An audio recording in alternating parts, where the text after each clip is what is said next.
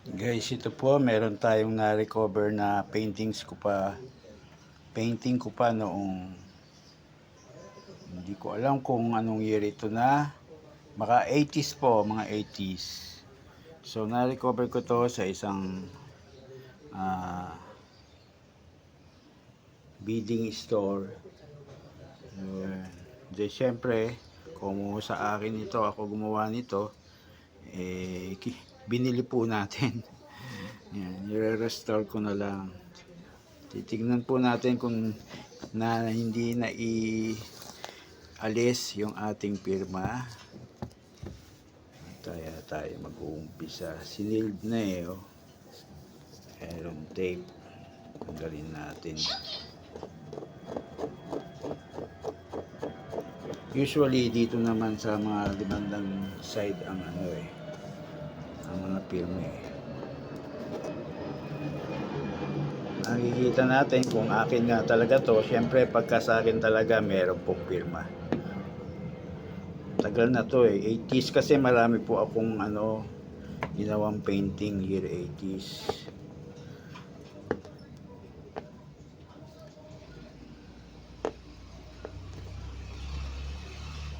Unti-unti na re-recover ko na. Ang hirap tanggalin ang tape na to. Ano ba ang tape na to?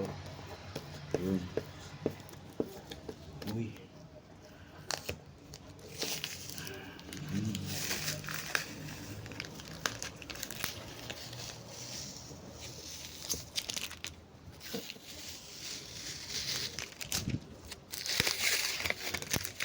Ano to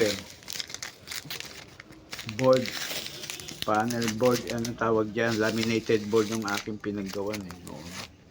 Matibay kasi po yan, kita nyo kahit matagal na panahon na hindi laminated pa din.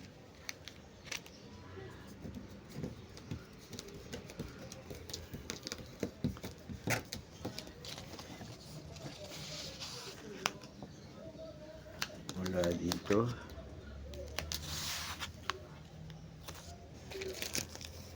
Sana dito.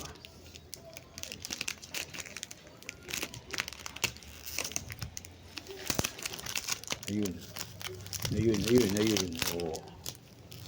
Ito nyo. Oh. Yung pirma ko pa to noong high school. Ganyan. Bukod yung pangalan at apelyido. Year 1984. Thank you. At na-recover natin ito. Yan. Ito po ay painting ng isang peacock.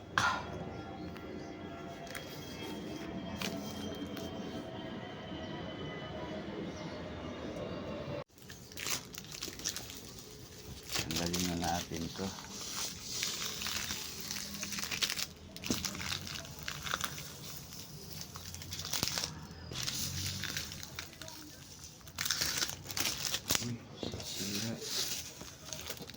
Ang nag-frame nito ay iba.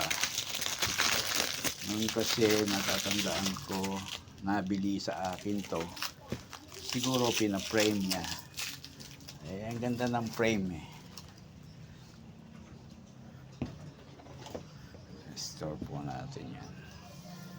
Saka natin i-reveal yung mapakita natin ng konti.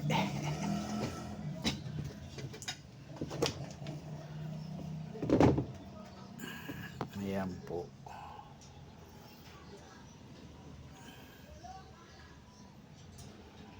Sa peacock.